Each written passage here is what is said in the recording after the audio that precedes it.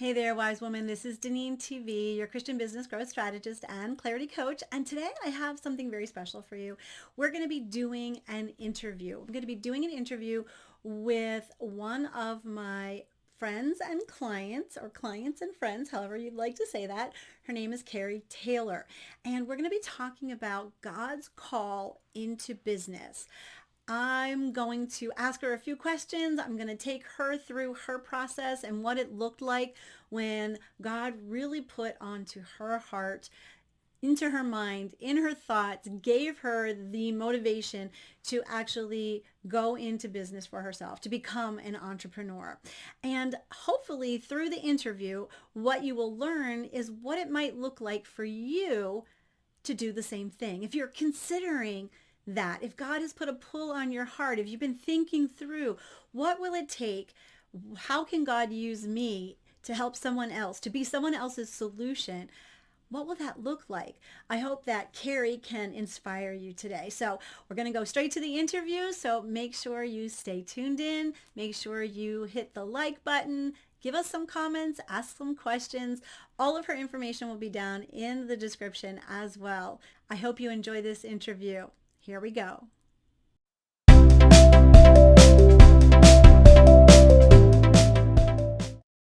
I am so excited to talk to you today, Kheri, about all the things that we're going to talk about and about the fact that you have this really great calling on your life. And I want to talk through a little bit about how you got to this calling and how you feel like God is really giving you a path into your own business. But so welcome. Thank you. So I guess we should get started with where did you come from? How did you get to this place? Why did you feel there's a lot of things we could talk about, but let's just start about what's your background? What got you to where you are right now in trying to go forward with starting your own business? Well, I actually originally started in architecture and I always wanted to go into a helping profession, but I couldn't afford to go to university. And so I ended up going to a trade college and working in architecture. Um, but it just was not where my heart was at. And I ended up having an issue with my mental health Mm. within the first few years of working. And during that time that I was off work, I went back to school and I got my diploma in social work. And so I have worked in the field of social work now for a little more than 25 years. And yeah, I've You worked. don't seem like you're that old, but that's okay. 25 years. That gives you a lot of experience in all different Yeah. types of ways. So I love that. Okay, so that was more of your heart, this helping people then? Yeah, absolutely.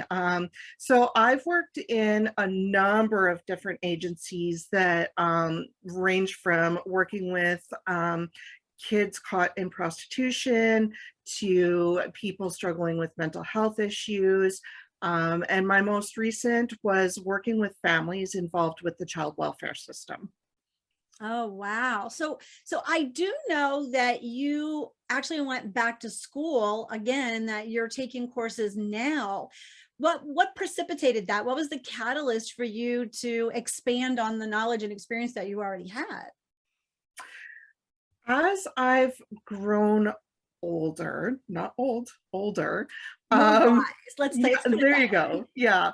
Um, as I've progressed in my age, I have really come to the knowledge that with the mental health challenges and the physical health challenges that I have, a traditional 9 to 5 job in the workplace just is no longer an option for me. Mhm. I can only work full time for a certain number of years, and then I have a collapse and I end up going off on disability for an extended period of time. And this last period of time, something traumatic happened at work with a supervisor and that put me off. And that was when it really hit me that, I can't keep in this cycle. Mm. And I still felt that my God-given passion is social work and helping people. Um, but I needed to do something a little bit different. And so I decided that while I was figuring that out, I would go back to university and complete my Bachelor of Social Work degree. And while I was doing that, I would kind of search out where I needed to go from there. And way back in 2015, when I was on disability another time, I had really felt that I was supposed to be in business for myself for health purposes. Okay. And unfortunately, I'm a single mom. And so I had no other financial security to just kind of step out on the ledge and say, okay, let's fly and go with this, because I had a family to Right. take care of. Right. So now, being on student loans and going to university, I had that financial foundation to finally say, okay, I'm going to take this step. Mm-hmm. Mm-hmm. Well, I think it's interesting that a lot of times what happens is we like have this like pull, like you said, you would work for a few years and then you'd have this mental collapse or something would happen and you would have to stop, and then you would try it again and try and go back and forth, and it comes to your mind that how can I make this different? How can I do this? But I have these responsibilities. And I think a lot of times that's where people get stuck. They get stuck Mhm. in, because not, I mean, the entrepreneurial life, having your own business, not everyone thinks of that. They just think, how can I work differently? Or how can I find a new person or a new boss or a Yeah. new field or something like that. And it's not everybody that looks at, I'm going to run my own business, because let's face it, that can be difficult too. But Oh, like you yes. said, it's one of those things that it takes time to really figure out if it is the thing to do. And so now that you've gone back to school, you know you want to stay in this. Did you go back to school thinking, I'm going to make this work for me with a business, or did you just go back to school thinking something different? I originally was going back to school to get my degree, to build my education and validation in the social work field so that I could step up into a different position, so I wasn't necessarily just frontline all the time. Okay. Um, but then doing that, it just my something shifted, Mm, and I really just came to the knowledge that I can't do regular job hours anymore. okay. And in social work, a part-time position is very, very rare. Um, Yeah, I think it's like a hands-on, all-in kind of yeah, job, definitely, yeah, right? yeah, very much so. Yeah. And so I was really faced with either completely change my career Mm, or do my own business where I can make my own hours to take care of not just my physical and mental health needs, but the needs of my kids as well. right. So that I'm healthy for them, but I also have the time to take them to and from school and to take them to and from appointments without having to take time off from a traditional job. Yeah, that's so true. And the last couple of years in the pandemic, it's probably was just a really fortuitous time. Like it was like the perfect time to not have to worry about all that stuff, because the kids had to stay home too. And you were in a place where you were going to school, and you've been in Calling Clarity, which is the program that we're in, that you've been able to build something during that time, right? Yeah, So yeah. what made you decide, okay, I'm gonna do this. I'm gonna step out finally. You said back in 2015, you were thinking, okay, I gotta do something different. Now it's 2022. I mean, you've been with me for a while, almost a year, so about a year. So what was going on? What did you figure out that you needed to do in order to step into, okay, I'm gonna do this business thing seriously? I actually made that decision kind of the fall of 2019 when I went back to school.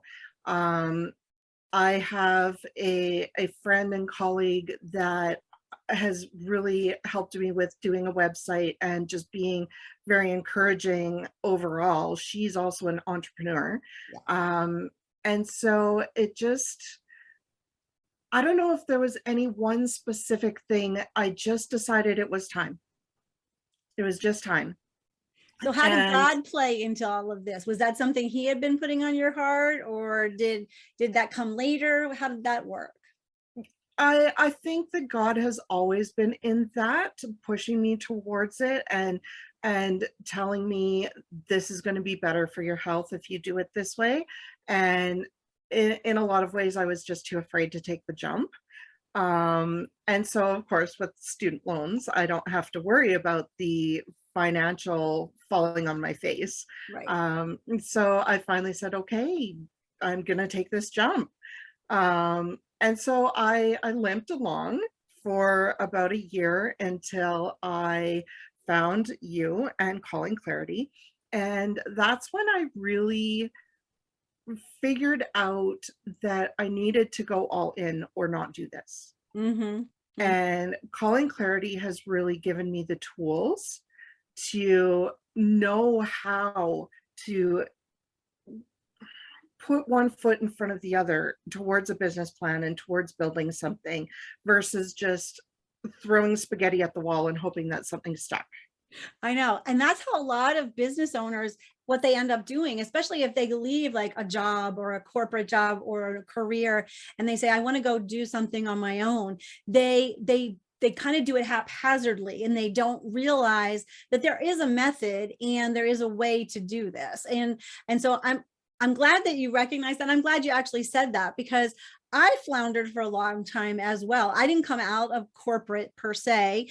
I've had my own business for a long time, but when you come into your business and you grow it little by little, the way I did, it's very different than saying, whoosh, here I am. What do I do now? So that Yeah. kind of thing. So I know you said you've worked with different populations within all of the sphere of social work. Who are you working with now? Who do you see yourself working with in your business, and why did you choose that particular thing? I work with parents. I work with parents who are struggling with a difficult child or know that they just want to do something better. My why comes from my childhood. I grew up in a very unhealthy family environment, and I knew that when I grew up, I wanted to do something to keep children safe and healthy. And which is why I went into social work, and which Mhm. has led to the type of jobs that I have taken. And really culminated in I need to work with parents. I need to walk with them on their journey to become the best versions of themselves that they can be. Because the best way to keep children safe is to have safe and healthy parents. I love that. I love that. And that's a lot of what we teach too, is that we each have a story. And if we're going to have this pull on our hearts from God or from whatever circumstances God has put into our life to go out and do a business, we need to look at what is it that was in our own life? What have we come through in our own life in order to help someone else come through theirs? And like you said, it came from your childhood. And I'm sure that you as a parent, even having to be a single parent, you've watched what you've had to do and how you've dealt with your own kids. And even if you didn't have the social work background, you have the experience of, I was going to do things different with my own children and learned from that. And I think Yeah. that a lot of times, especially women, we will discount the fact that we don't have a degree or we don't have enough of a certificate or enough of an experience in some professional way, that we discount the things that we can really help others with. And I sense in you that God's brought all of this together. And we talk about, your experiences and your expertise and your talents and all of the things that make up you, that God has led you to this place in your life so that you can do this thing.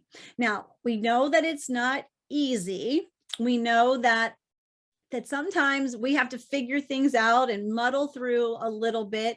And God's growing us in that way. So for you, how do you feel like God's using this process of growing your business? How is he using that as part of growing your faith? Does it relate for you at all?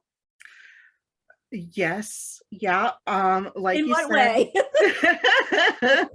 So not like a you yes said, or no question. It's okay. So yeah. in what way? Yeah, it has been, for me, it's been long and arduous, and I'm not at the successful point of my business yet. And so really for me, it's been a matter of trust.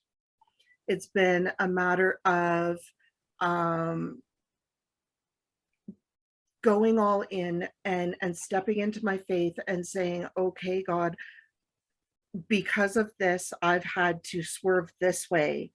And um I need to say, you have to bring me what I need now, Yeah. and I have to trust you Mhm. to bring me what I need now. I'm doing everything that I can. I'm doing everything according to the plan. Things should be falling into place. And now I have to place my business in your hands and trust that you're going to take it to the next level. So yes, it has definitely um challenged my faith, and I think grown it too, to say, okay, how are we going to do it for tomorrow? How are we going to do it for next week? Do I even think about next week? Because the Bible says you have enough worries for today. Don't worry about next week. And so, yeah, there's been a lot of tears and a lot of prayers around, I don't know what you're doing.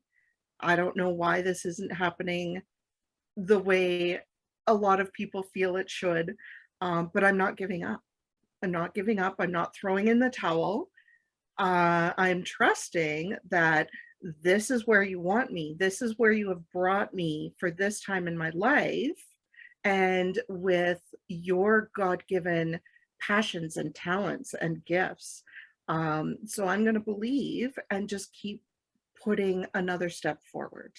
Yeah, I mean, and that's all we can do. And I think that God, especially if he calls us into business, he's going to use our business to grow us, to make us more dependent on him. And it may take that you don't get the results that you want. It may take that you get results that you didn't expect, that they go in another direction or whatever. But it's that he's always asking us to trust him. And I think that's Yeah. really important. I love what you said about that for you, you have two main issues that you really want to help parents with their children, and that is safety and health. And I'm assuming that's mental health as well as nutritional health and all of those different types of things. Do you really feel that that is something that really sets you apart in the field that you're in, or how you're showing up differently as compared to other people who have parental help? All of the programs that I have seen or interacted with online are very hands off. So you sign up, you pay your money, and you get access to modules that you go through at your own pace, on your own time. And it's very much a one size fits all strategy kind Mm, of programming. Um, that doesn't work for families. right. Families are unique. They're different. Every family has a different need. Even if they're all, say they have a defiant child, that child can be a different age, and so the strategies are different. Mhm. So the way that I show up differently, I'm very hands-on. I'm face to face. I don't just at this point have a modularized program that you sink or swim. Right. I provide one-on-one parenting coaching where I walk with the parents and we talk in real time. Okay, did this work? No. Okay, let's do something different. Mhm. Where you can't do that with a program that's just an online manual. You can't come back and say, well, that strategy didn't work. Give me something else. I remember, and this is just a kind of a side note, my first job after college was working in a preschool in downtown Boston, and we were working in a very low income area. And I was a trained teacher. And all of those teaching techniques that I learned about classroom management, I went through all of them in 2 weeks. And then I go, now what do I do? Because everything I had learned, I had already tried and it hadn't Yeah. worked. So I totally get that sometimes you need somebody else to brainstorm through the situation, because like you said, every family has a different dynamic, and the parents are coming with their baggage and their stuff, and the child is recipient of that. And sometimes we just don't know what is going on and why it is going on. I was listening to a compilation of TikToks the other day, and it was asking about something that happened at work that shook you. And this woman was relating about a child who was being so defiant to go home on the bus, and that the bus driver was like, you can't get on my bus, left him at school because he was just being absolutely crazy. And the teacher came in and said, what's going on? And she said, well, it was an office worker, said, my teacher wouldn't allow me to get a snack. And they go, honey, you're going home. You can get a snack when you go home. And he looked at the woman and said, we don't have snacks at our house. And she's like, I went to the refrigerator and I just gave that kid all the snacks, and it's like, we don't understand sometimes what the behavior is. And we need to be, as parents, more aware of the underlying things that may be happening, that we have no idea if we've caused it, or if it's something that the child can't express, and we need to be the smart one. We need to be the adult there. Well, how do you feel like the mental health components that you've dealt with, how do you feel like they can be incorporated, or are you considering how they're going to be incorporated within the structure of what you're even doing with families? I don't know that I will specifically incorporate it in. I believe that my life has included a number of different challenges. Being a single mom, being a working mom at one point, being a person that lives with mental health challenges, being a single mom with a difficult co-parent. I think that all culminates into, I have a wide range of experience that gives me a depth of compassion and understanding that a lot of people wouldn't have. And it lets me have a unique perspective for a wider range of families. I can work with a single mom and not have that that bias of, well, every family has two parents. Exactly. I can work with a mom that, or a dad, like one of my recent clients who has a mental health issue, and there isn't a judgment around that. It's okay, you live with that. How do we make that fit with your parenting? Yes. So it's not necessarily a specialized part of it. It's just another piece of who I am and another tool that I can pull out of my belt. I love that, because I believe that that's what God has given each of us that are in business. If we're going to be the solution, we're going to solve someone else's problem, then he has equipped us to do that in a very, very special capacity. And you, like you said, understanding the single parent thing, understanding the difficulties in co-parenting, understanding mental and illness challenges, all of those things are a tribute to what you actually bring to the table. And so I love that. And I believe with all my heart that no matter what has happened in our life, the good stuff and the bad stuff and the ugly stuff and the awesome stuff, that God will bring all of that into what I like to call the mosaic of whatever business that he is asking you to do. And you're going to look so different because you're going to tell stories differently. You have different stories, you have different experiences, and somebody else out there needs to hear that. So I really love that. I so appreciate you being willing to come and talk through all of this with me. I know that there are people out there that are thinking, I want to start my own business. I don't know what to do. I don't know if I have what it takes. I don't know if if I have a big enough story, maybe I can't help someone, or maybe they have a pull and they just don't know what to do. Mhm. What advice would you give them? What kind of encouragement would you give them if they're considering, maybe I should go into a business, maybe I can solve this problem, I've been through this? What would you tell somebody? Well, I'm going to toot your horn Oh, because having that clarity call was one of the best things that I ever did to help me figure out, is this really something that I want to do?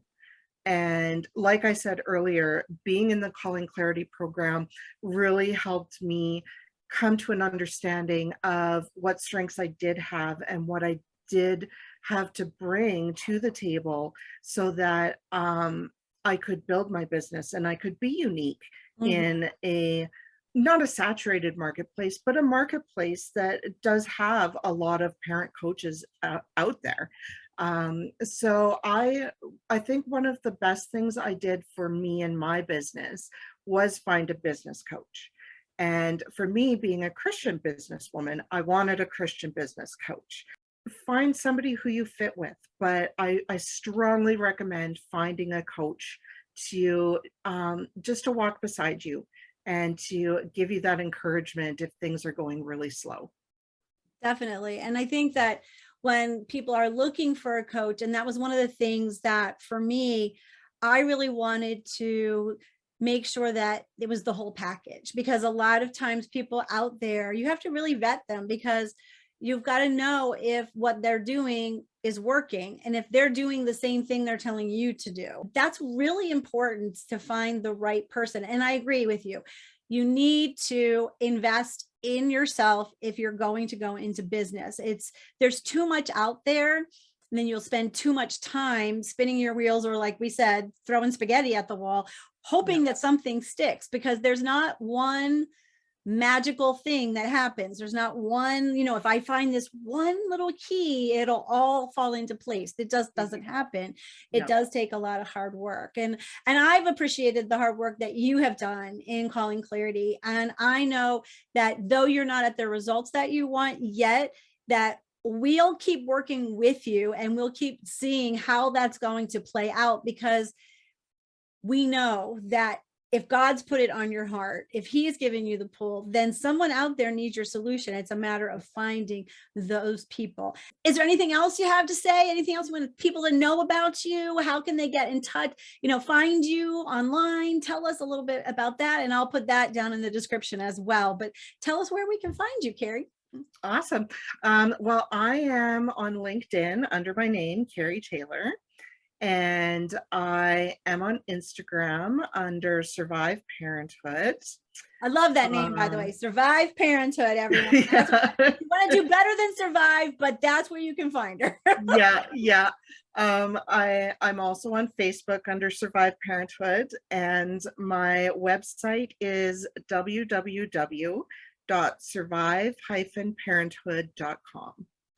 I love it. And yes, if this is something where you want Kheri to just pour into you, go get into her Facebook group. I would highly, highly recommend that, just to find out more about her, and get on a call with her. If you are having Mhm. any kind of issues and you're like, I need somebody to help me through this time with my child, no matter what age, because she has got experience with all of them. Let me tell you, she has a great experience. Well, Kheri, thank you so much for taking your time today with me to just talk a little bit about your process of how you decided to go into business. I hope it's inspiring for someone else. So thank you so much. Thank you.